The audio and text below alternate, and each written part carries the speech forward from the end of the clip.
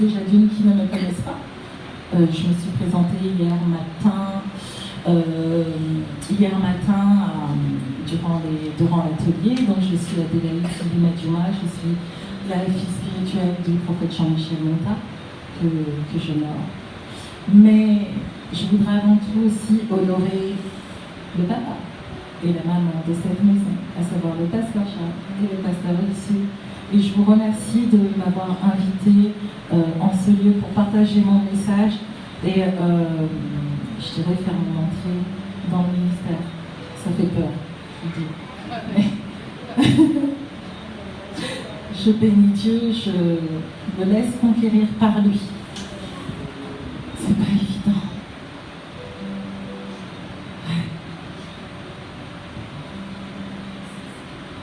Vous savez, je veux aussi bénir. Il est comme ça. Avec le Seigneur, on boit ses paroles. Ok, donc Seigneur, prends toute la place. Viens boire, viens boire. Donc, je voudrais bénir le pasteur Daniel, la servante Christelle, la servante Muriel aussi qui a été là. C'est Muriel justement qui avait repéré ma vidéo, c'est ça, hein? Qui avait trouvé ma vidéo sur mon témoignage et qui l'a fait circuler, etc. Et mon acolyte, hein, ma partenaire de choc, vous la connaissez toutes, Rachel Améo. Je bénis Dieu vraiment pour cette expérience. Ça a été dur, ça a été éprouvant. Vous savez, quand Dieu vous appelle, c'est pas une partie de plaisir. Quand Dieu vous appelle, c'est du brisement. Quand Dieu vous appelle, ben, il fait un peu ce qu'il veut et vous êtes sa marionnette. Je ne veux pas vous décourager, désolée, mais j'ai une casquette aussi bien de prophétique personnel branding coach qu'une casquette de prophétesse, tout du moins appelée au ministère prophétique, mais je ne prends pas l'étiquette, non. On attend, Seigneur, on attend. Mais tout ce que je veux dire, c'est que au niveau du coaching, je prône l'authenticité. Donc c'est vrai qu'avec vous, je vais être telle que je suis dans mon authenticité. Donc si par moment je suis cash, excusez-moi, c'est le Seigneur qui fait. Mais ce que je veux dire, c'est que... Alors on va passer sur elle, ça ne m'arrange pas.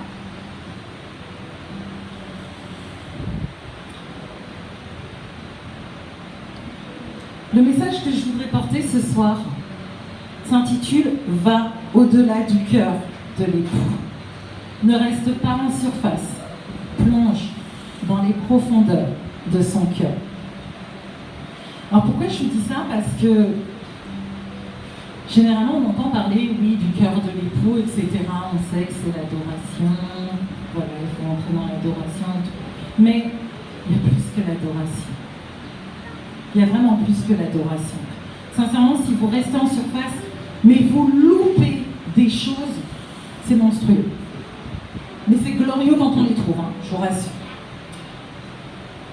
Dans la continuité de cette convention qui s'intitule « Femme, lève-toi et sois éclairée », je vais vous raconter tout simplement comment moi j'en suis arrivée à me lever, à être éclairée et me positionner. La dimension du cœur de l'époux, je l'ai trouvée à la suite d'une radiothérapie pour laquelle on me traitait une tumeur bénigne au cerveau qui était inopérable, mais elle était logée à côté du nerf optique et de la carotide. Donc si on m'opérait, si on touchait la carotide, j'étais plus là. Donc j'ai passé une radiothérapie, ça a été un moment très très éprouvant. Durant ce temps, le Seigneur m'a fait passer par une transposition de la croix où j'ai vraiment tout ce Gethsémane, la couronne d'épines avec le casque qu'on me vise sur la tête, etc. Le poids de la croix au travers de quelque chose qu'on m'avait posé de très très lourd sur les épaules. J'ai vraiment vécu ce cheminement à ma petite échelle en fonction de Christ. Moi, je l'appelle Yeshua, c'est dans notre intimité, tous les deux. Donc, soyez pas choqués. C'est ce que ça fait, la dimension d'épouse. La dimension d'épouse, c'est comme quand on est mari et femme. Il y a des petits mots doux, il y a des petits surnoms, il y a des appellations. Tout simplement, une intimité. Tout simplement. Et à la suite de ça, Le Seigneur m'a fait passer 40 jours dans sa présence, 40 jours dans sa gloire, où j'ai eu des visitations, des extases, où il est venu me visiter, où il m'a emmené au 3e ciel, où j'ai eu des visitations angéliques, etc. Où il m'a fait rentrer également dans la dimension d'épouse. Mais je dirais qu'au-delà de la dimension d'épouse, c'est pas juste un titre. La dimension d'épouse, c'est une manière de vivre. La dimension d'épouse fait que on va pas juste s'arrêter au titre. On va vivre une intimité avec Dieu. Une intimité particulière, si particulière que, comme je l'expliquais samedi, mon plaisir est d'être constamment tourné vers lui. Et le Seigneur a fait en sorte à un moment donné de me tourner vers le peuple, et je peux vous dire que j'en ai bavé. Parce que je vous avais carrément tous oublié. Quand on est dans la présence de Dieu, on ne veut pas en sortir. Quand on goûte au 3e ciel, on ne veut pas en sortir. Je pense que vous avez déjà entendu des témoignages de personnes qui sont montées au 3e ciel, même une fois, ils ne veulent pas partir. Alors, si je vous disais le nombre de fois où j'y suis allée, vous comprendrez que vraiment, ma vie, elle est là. Donc voilà. Mais, ce que je pourrais vous dire, avant toute chose, pour rentrer dans cette fameuse dimension d'épouse, je vous dirais qu'il faut chercher Dieu de tout votre cœur. Et la clé, c'est la soif. Si vous n'avez pas soif de Dieu, vous ne le trouverez pas. Sur la base du verset Marc 12:30, la parole déclare: tu aimeras le Seigneur ton Dieu de tout ton cœur, de toute ton âme, de toute ta pensée et de toute ta force. En soi, le Seigneur se laisse trouver par ceux qui le cherchent, de tout leur cœur, par le biais de l'adoration, j'irais même en méditant sur lui constamment. Et je vous donnerai une clé, c'est vraiment de méditer et de prier, même d'adorer sur le cantique des cantiques. C'est une clé énorme. Oui, priez, vraiment priez dessus. Vous allez voir que votre rapport avec l'adoration va changer. Vous n'allez pas être dans une dimension où vous êtes là, Seigneur, fais pour moi, Seigneur, fais pour moi. Vous allez le contempler. Vous allez l'adorer. Vous allez l'aimer. Vous allez le désirer. Vous allez... Laisse entre les points. Je bénis Dieu.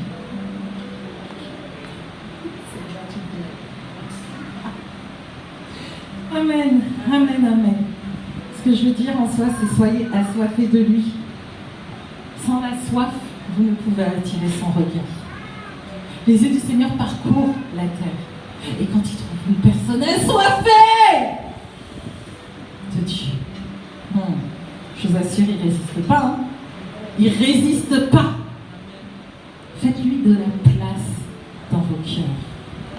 Faites-lui de la place dans vos vies, c'est-à-dire dégager du temps pour passer des temps précieux, des temps de qualité, des temps de cœur à cœur avec lui. Et là, vous verrez la présence de Dieu descendre, descendre, descendre. Parce que vous allez l'attirer comme un aimant. Il va se dire: non, je ne peux pas résister. Il faut que j'aille voir ce qui se passe. Il faut que j'aille voir ce qui se passe. Je l'aime. Je l'aime. Et je vais me faire connaître d'elle. Cherchez-le de tout votre cœur. Peut-être que vous vous dites: mais pourquoi est-ce aussi important? Je dirais que cela va vous permettre de cultiver une intimité profonde avec lui. Plus vous allez rentrer justement dans cette profondeur, plus le Seigneur va se révéler à vous. Au début, ça peut être juste une impression qu'il y a quelqu'un à côté de vous. À un moment donné, et plus vous demandez: Seigneur, je veux te contempler. Seigneur, je veux te voir. Seigneur, fais-moi voir ta gloire. Le Seigneur va commencer à vous faire voir des aspects de sa personne. Ça peut être humain, ça peut être impie. Continuez.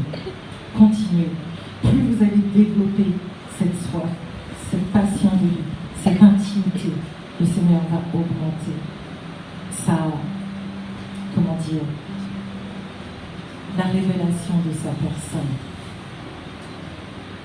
Plus vous aspirez à connaître son cœur, les pensées de son cœur, plus vous serez intime avec lui et plus il vous confiera ses secrets.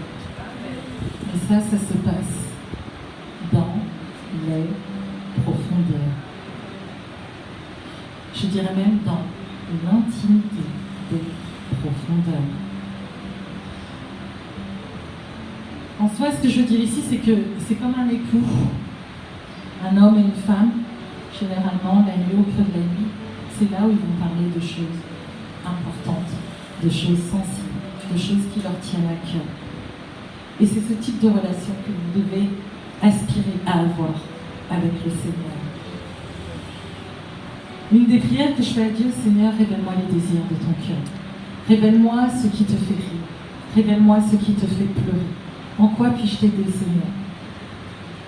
Je vis pour voir un sourire sur le visage de mon Père. Amen. Je préfère moi-même être brisée. Combien même ça fait mal. Mais si le Seigneur prend plaisir dans mon brisement,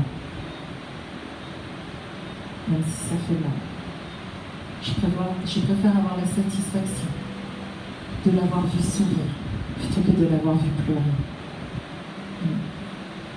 Le brisement.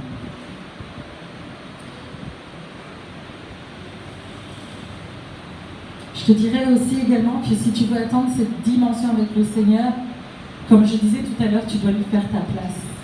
Tu dois lui faire de la place. Aussi bien de la place dans ta vie, mais je dirais de la place chez toi. Par exemple, moi je sais que avant j'avais un studio et j'avais cultivé vraiment une atmosphère d'épouse, une atmosphère de lune de miel. Et je savais que j'avais vraiment des difficultés à inviter des personnes chez moi. Pourquoi? Parce que j'avais mon studio et si les personnes rentraient, ils s'asseyaient sur mon clic-clac. À un moment donné, il faut être violent et il faut savoir ce que vous voulez. Quand vous avez une intimité avec Dieu, vous devez la chérir et rien laisser passer. Je préférais voir les personnes à l'extérieur plutôt qu'une personne vienne s'asseoir sur mon clic-clac. Pourquoi? Parce que mon clic-clac, c'était là où je recevais mon époux, mon bien-aimé, les révélations qu'il me donnait. Et je voulais que personne souille ma couche.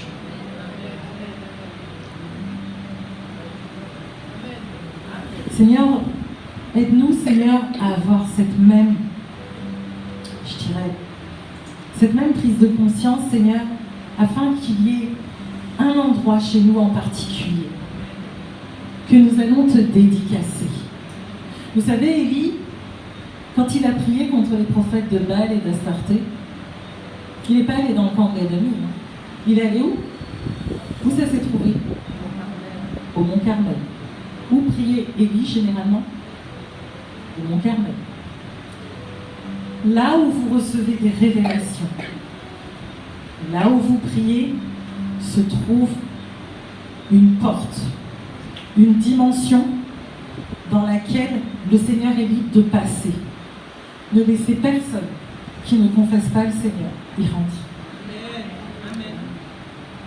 C'est très important chez vous de vous faire une place. Une place que vous allez dédier, consacrer au Seigneur. Une place,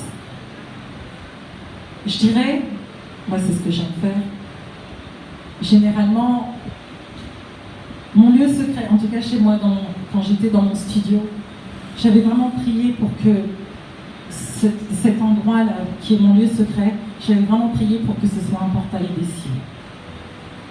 C'est-à-dire que je l'avais consacré comme étant un portail des cieux, c'est-à-dire là où la gloire de Dieu pouvait descendre, là où la présence de Dieu pouvait descendre, là où les anges de Dieu étaient libres de pouvoir monter et descendre. Maintenant, ce n'est pas un studio que j'ai, mais je sais que j'ai un autre endroit chez moi que j'ai consacré de la même façon.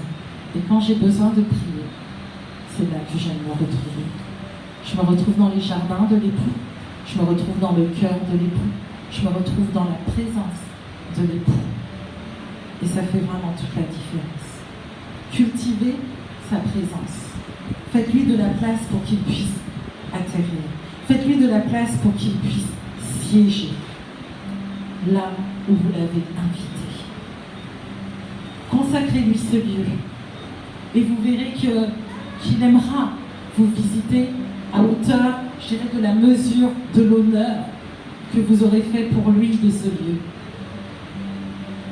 Je dirais également que si vous voulez rentrer vraiment dans cette dimension aussi d'intimité, vous devez aussi honorer ce qu'il vous dit, tout du moins ce qu'il commence à vous dire. C'est-à-dire noter ce qu'il vous dit. Notez sur papier ce qu'il vous dit.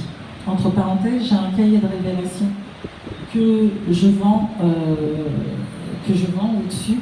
Et ce cahier de révélation a été tiré des 7 cahiers de révélation que le Seigneur m'a permis de compléter dans mon intimité avec lui. C'était vraiment des cahiers que j'achetais dans les commerces, mais je notais tout. Je notais tout, le jour, l'heure. Parce que je me souviens au tout début, quand j'ai donné ma vie au Seigneur, ma mère spirituelle m'avait dit il faut que tu notes.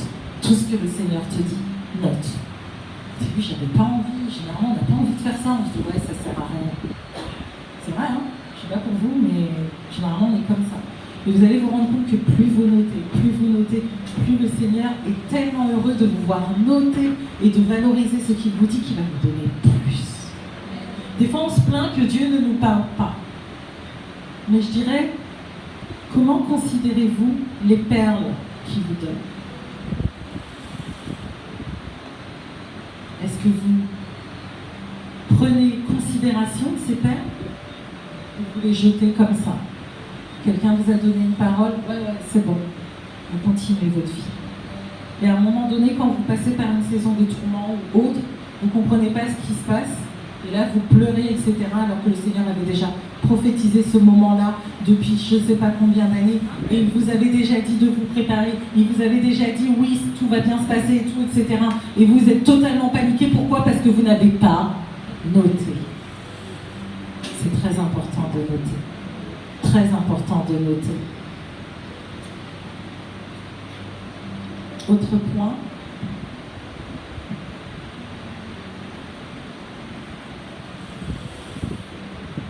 Oui, par rapport à l'intimité de l'époux, je dirais que le Seigneur, tout ce qu'il aspire à vivre avec vous, c'est une intimité, comme il avait avec Adam dans le jardin d'Éden avant la chute. Il a envie de se promener avec vous, dans ses jardins. Il a envie de s'asseoir avec vous, sous le soleil. Il a envie de vous inviter à sentir le parfum des roses de Sharon qui sont positionnées tout autour de vous dans ces jardins. Il a envie de vous partager ses secrets. Ça, c'est quelque chose de merveilleux et sincèrement c'est quelque chose à vivre. Peut-être que vous me trouvez d'une autre planète, mais je vous assure que c'est possible. À partir du moment où vous avez cette soif de vivre cette intimité avec Dieu. Dieu s'est révélé à moi de cette manière et chacun d'entre nous, selon notre personnalité, il va le faire peut-être de manière différente. Mais quoi qu'il en soit, Dieu ne s'est pas promené avec Adam dans le jardin d'Éden? Non? Alors, c'était un homme. Mais Dieu aspirait à cette intimité avec lui. Également, pourquoi il est important de cultiver l'intimité avec Dieu et je dirais de plonger dans les profondeurs de son cœur et non pas rester en surface, tout simplement parce que c'est là où les blessures émotionnelles sont guéries.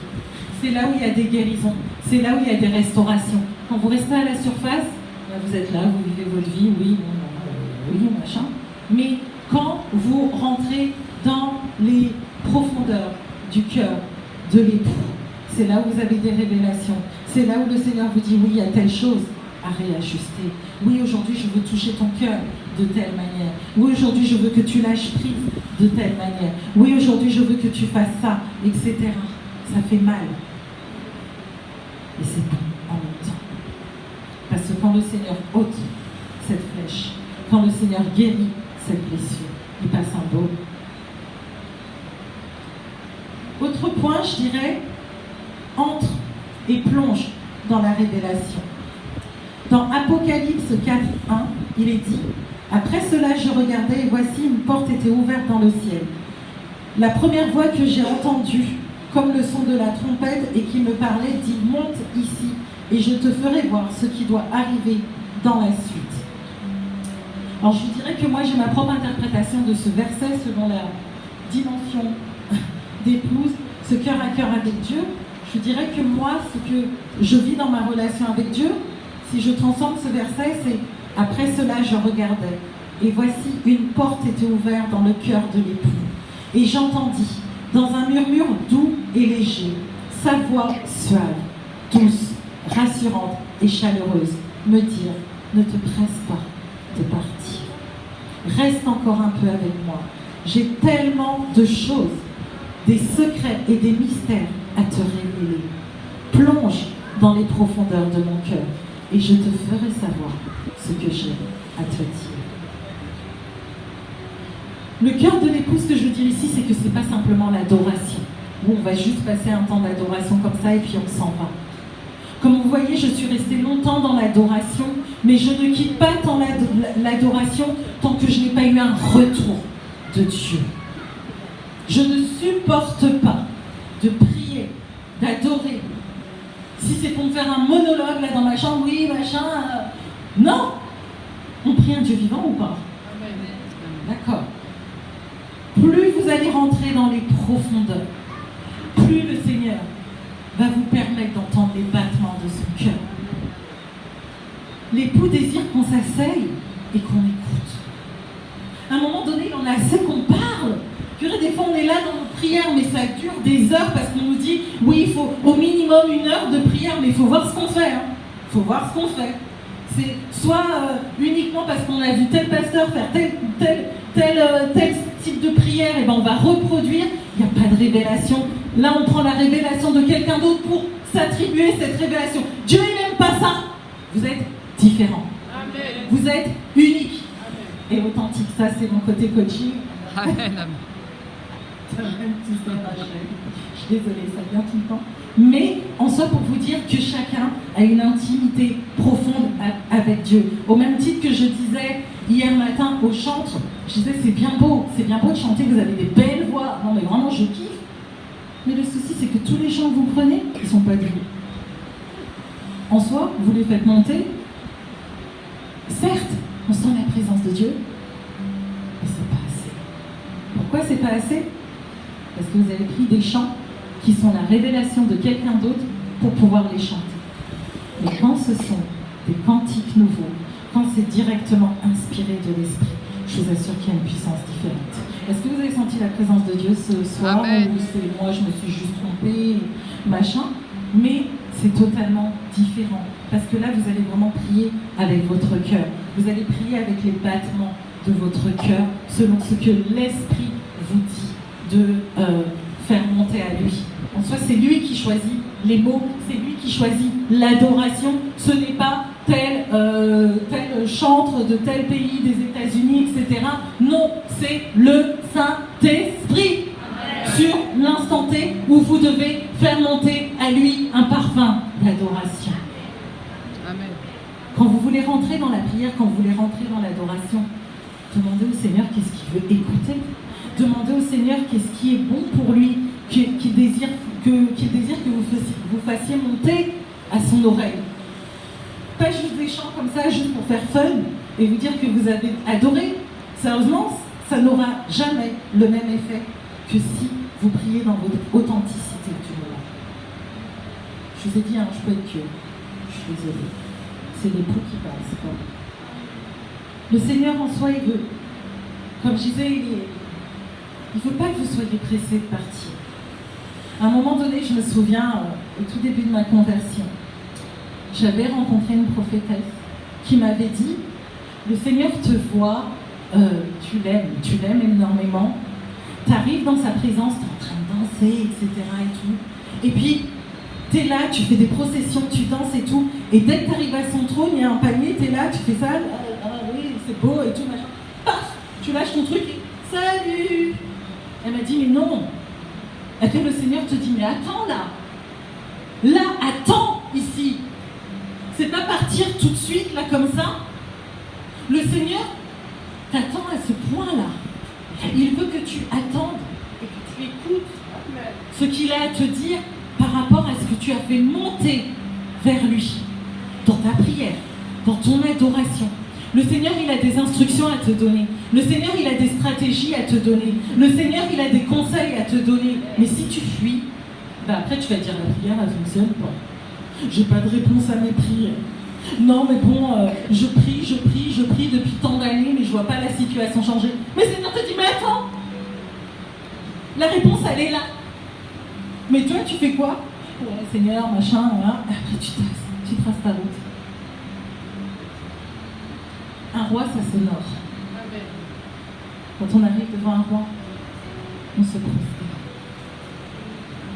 Et on attend que le roi nous parle. On attend que le roi nous parle. On attend que le roi nous parle.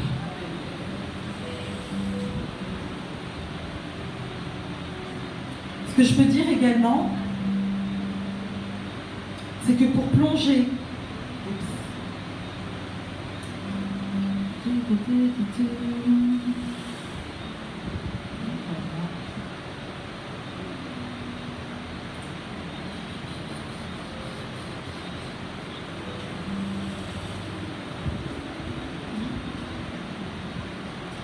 alors pour plonger dans le domaine de la révélation, je vous dirais que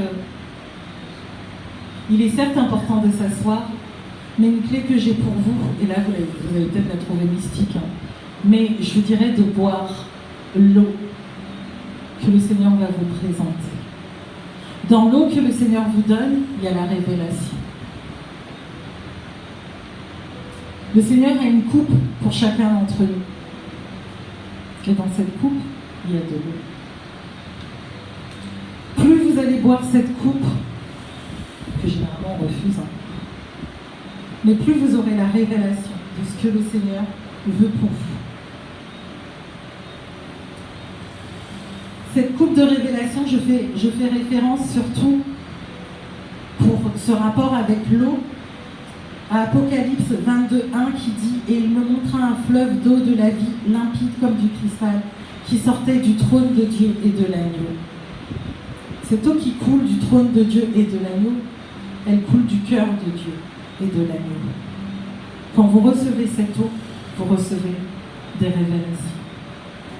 Demandez à Dieu de boire sa coupe. Acceptez cette coupe de révélation.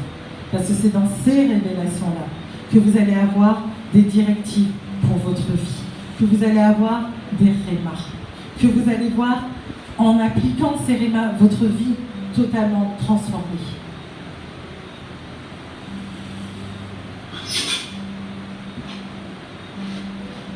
Autre point, je dirais que dans le cœur de l'époux, en tout cas dans ses profondeurs, et c'est pour ça que je vous invite à rentrer dans ces profondeurs, il y a révélation.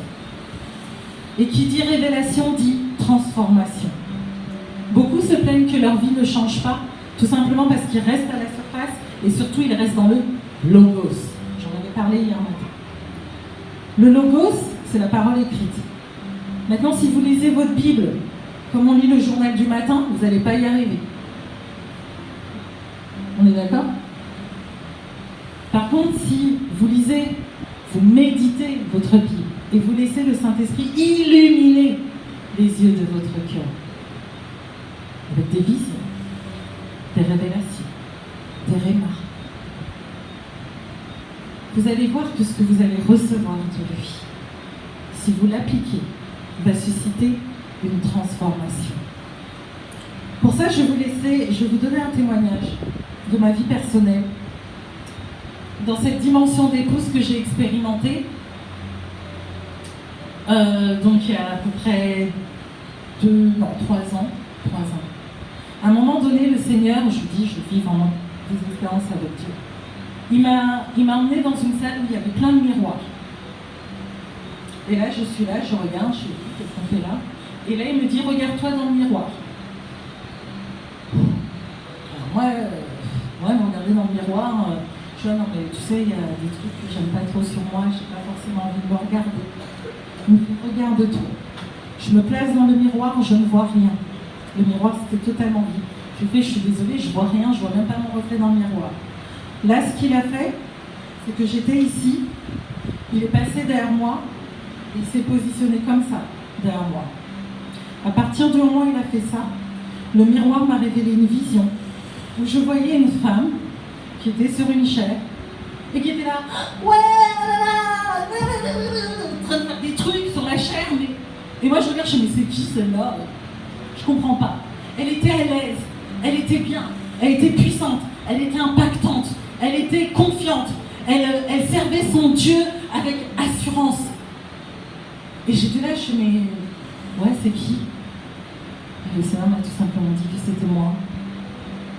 Et là j'ai fait, mais non, c'est impossible. Je croyais pas. Qu'est-ce que j'ai dit hier, Rachel? Je t'ai pas dit que... C'est hier ou ce matin où je t'ai dit que... Je t'ai parlé de cette vision et je t'ai dit, bah finalement, elle s'est accomplie. Yes. Elle s'est accomplie sur cette convention.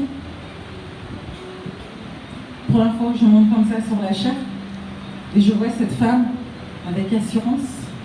Mais je sais qui il y a derrière moi. Et je sais que ce n'est pas moi qu'on voit, on voit Christ en moi. Ce que je veux dire, c'est que dans cette dimension de révélation dans les profondeurs du cœur de l'époux, comme je vous ai dit, il y a transformation. Mais pour atteindre cette transformation, déjà dit, il faut rentrer dans les profondeurs et pas rester en surface. Mais en même temps, laisser l'époux vous façonner, vous émonder. Parce que je ne vous ai pas raconté la suite. Parce que quand j'ai dit au Seigneur, mais c'est pas moi et tout, etc., il m'a fait si. Et il m'a fait par contre, pour que tu puisses devenir cette femme, tu dois m'abandonner quelque chose pour lequel tu m'as fermé la porte. Tout vient avec un prix avec le Seigneur. Vous croyez que c'est simple? Franchement. Vous croyez que c'est simple d'être ici? Comme je dis, il faut être mort ici. Il faut être mort. C'est pas la chair, non. C'est la chair avec un E, mais vous montez, vous retirez le E, vous retirez le R, vous retirez le I, le A, le H, le C. Il n'y a rien. Ici, vous montez, c'est l'esprit. On est d'accord. Je pense que les ministres de Dieu, je pense qu'ils sont tous d'accord qu'ici, on ne peut pas monter comme ça si on a de la chair. Il y a un processus de brisement, il y a un processus de préparation, et on doit l'accepter. C'est pas évident, mais on doit l'accepter. Et dans le cœur de l'époux aussi, il y a des conditions. Dans le cœur de l'époux aussi, dans ses profondeurs, le Seigneur va vous dire de lâcher des choses. Le Seigneur va vous dire d'abandonner des choses. Le Seigneur va vous dire, je veux t'emmener dans telle dimension. Il y a quelque chose que tu retiens. Et que si tu retiens, tu ne peux pas rentrer. Tu ne peux pas rentrer. J'ai bataillé 2 jours avec lui. Mais, comme on dit, vaut mieux nous-mêmes nous fracasser sur le rocher plutôt que le rocher s'abatte sur nous-mêmes. Ça fait plus mal. Au bout de 2 jours, j'ai abandonné ce que le Seigneur me demandait. Et aujourd'hui, la vision s'est accomplie. Donc je bénis Dieu. Tout ça pour vous dire que dans cette salle des miroirs, que j'ai appelée moi en tout cas salle des miroirs, comme j'ai dit, c'est une salle des miroirs. C'est-à-dire qu'il y a des miroirs. C'est-à-dire que nous avons tous un miroir. Amen. Je ne suis pas la seule. Amen. Vous êtes tous attendus à la salle des miroirs. Amen. Porte 91 912. Eh oui, il faut y aller. Il faut voir ce que le Seigneur a pour vous. Il faut vous aussi vous regarder au travers de ce miroir, mais au travers de cette transfiguration de Yeshua au travers de vous. C'est là que vous verrez votre reflet, tout simplement. Et certes, peut-être qu'il y aura un prix à payer, mais quand on le paye, ce prix, et là je vais introduire la partie la plus difficile du cœur de l'époux. Quand on paye ce prix, c'est là où la gloire de Dieu éclate. Amen. Vous savez c'est quoi ce prix?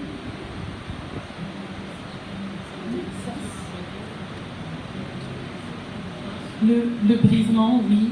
Le mourir à soi. Je pense que tout chrétien l'a. Mais dans la dimension d'épouse, vous êtes broyé. Amen, amen. Vous êtes en miettes. Mais est-ce que vous m'avez trouvé en miettes quand j'ai adoré? Non. Parce que là, tout ce que le Seigneur a broyé, il le retire et vient insuffler sa vie et son esprit. Amen, amen. Je ne peux pas vous dire, je ne pouvais pas me tenir sur cette chair en vous disant simplement « Il est doux et merveilleux ». Puis je rentre chez moi et ta ta ta ta et je vous cache ça quand même. Non. Après vous allez dire « Oui, il y a une fille qui est passée là, elle venait de convention, elle me parlait du cœur de l'époux et tout, j'ai voulu rentrer et je me suis fait fracasser, je comprends pas. » Maintenant vous êtes avertis. C'est gentil, non? Amen. Non. Amen. Donc, en soi, ce que je veux dire, c'est que le mourir à soi, en tout cas, la chair et l'esprit ne peuvent pas cohabiter. Si vous voulez rentrer dans la dimension du cœur de l'époux, c'est-à-dire dans la dimension de l'épouse, vous devez laisser Dieu vous dépouiller. Vous devez en soi mourir. Car la parole déclare, c'est dans Exode 33, 20, l'Éternel dit « Tu ne pourras pas voir ma face, car l'homme ne peut me voir et vivre. » Si vous voulez voir Dieu, parce que la dimension de l'épouse, c'est une dimension de contemplation.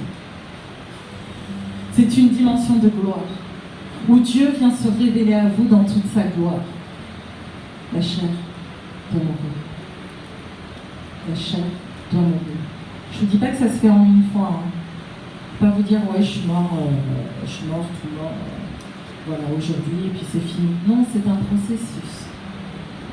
Une fois encore, Catherine Kuhlman disait qu'elle a subi 1000 morts ou 10 000 morts. Ne vous attendez pas à ce que ce soit une fois. Je me souviens au tout début de ma conversion, j'avais une vision et le Seigneur m'avait dit, il avait pointé le doigt sur moi, j'étais sur une estrade en hauteur, et j'étais saisie. Et il a pointé le doigt sur moi, il a fait, toi, je veux t'utiliser puissamment. Mais avant ça, il faut que tu meurs à toi-même. Je viens juste de donner ma vie au Seigneur, je ne vous raconte pas, je me réveille, je suis là, c'est quoi ça, mourir à soi-même.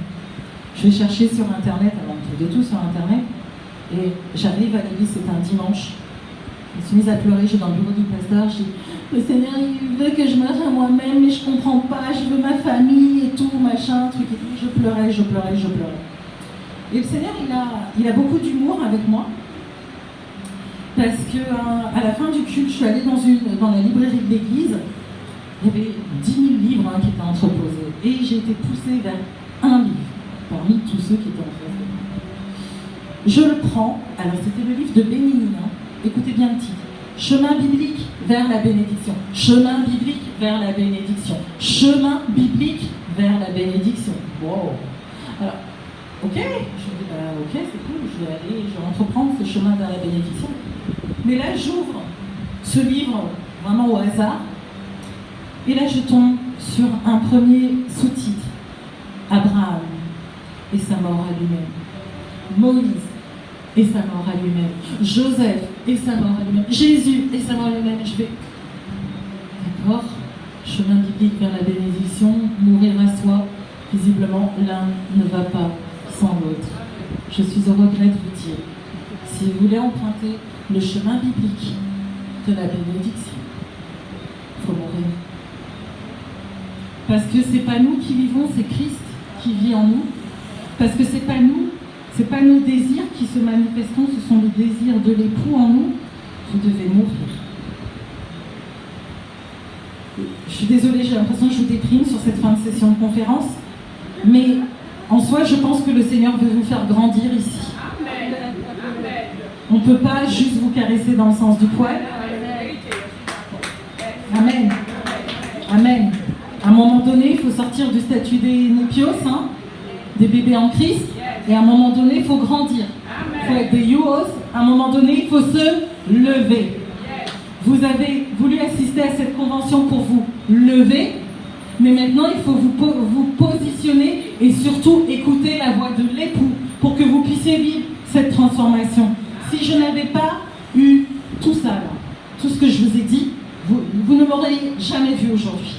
Jamais.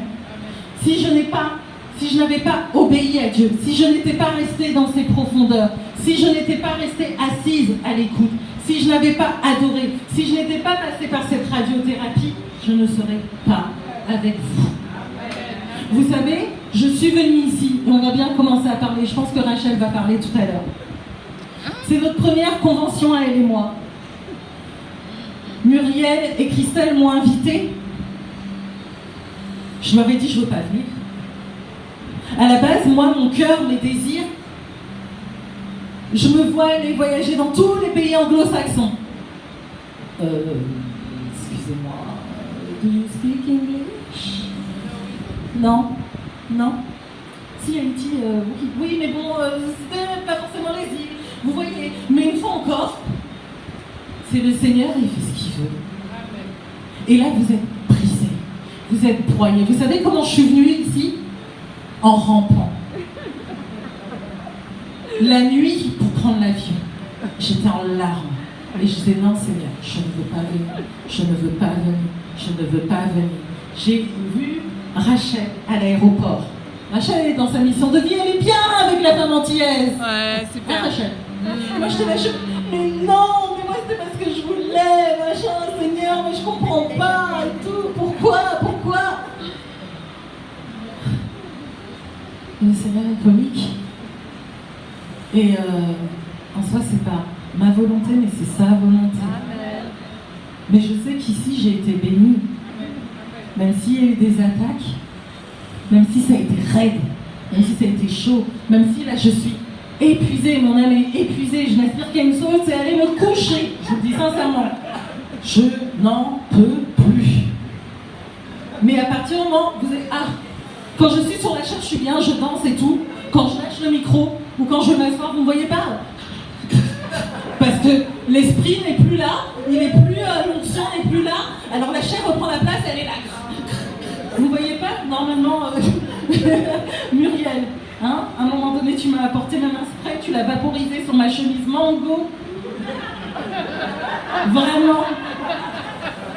Cette chemise qui est ma signature visuelle, que ma conseillère en image m'a fait essayer, je ne mets pas les couleurs, tu m'as gâté comme ça ma chemise. Et je vous raconte pas, je passe 10 jours ici, regardez mes jambes, remplies de taches, pour la gloire de Dieu.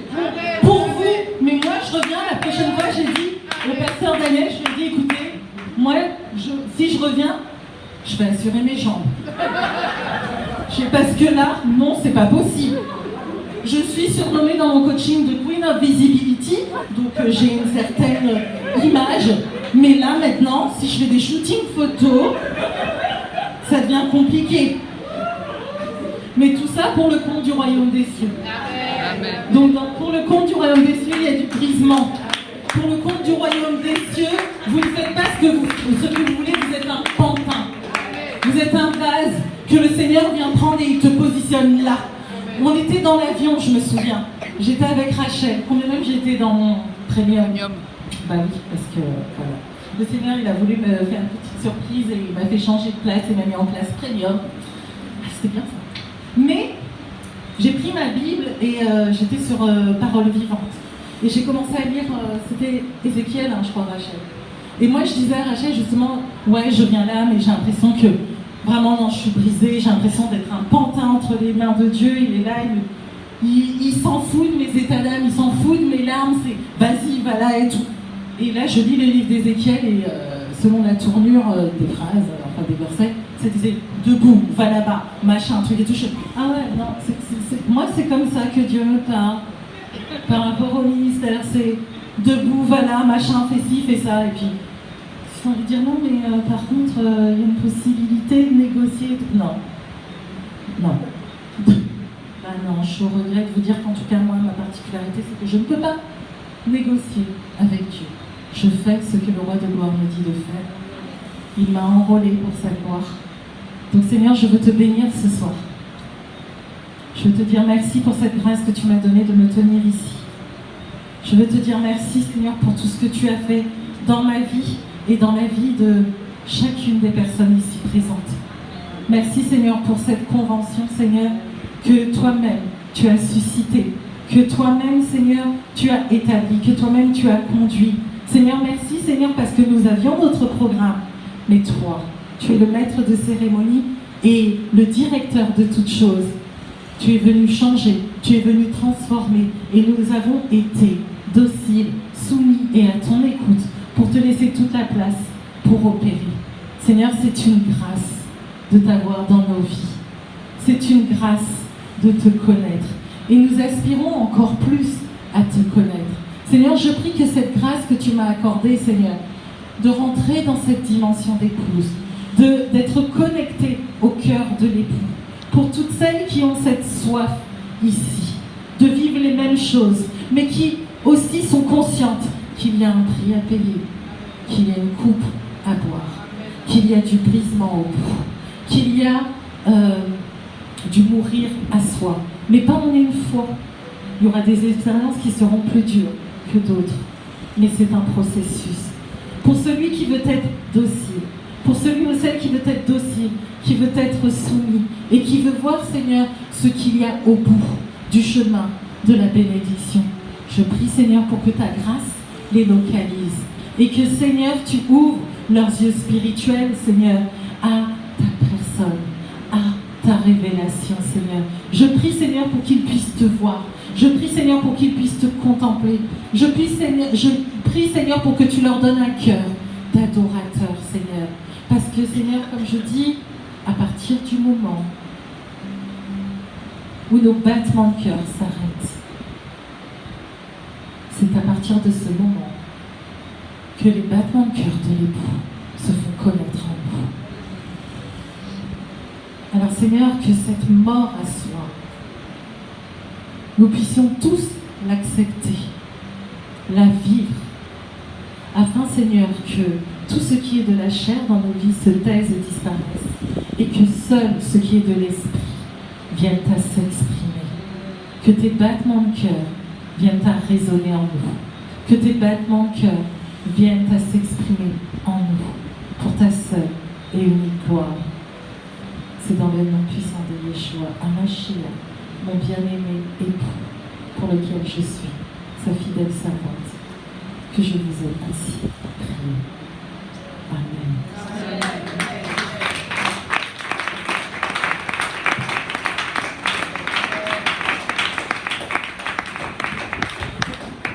Dernière chose, j'ai l'habitude, et c'est vrai, je ne l'ai pas fait, je libère toutes ces paroles que j'ai dites sur vos vies.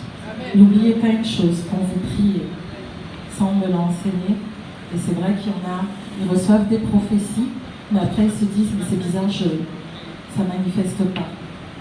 Et j'avais lu un livre d'une prophétesse aux États-Unis qui disait, mais c'est normal, parce que vous ne libérez pas la parole. Vous l'avez vue, vous l'avez dite, mais vous ne la décrétez pas dans la vie de la personne, vous ne la libérez pas dans la vie de la personne.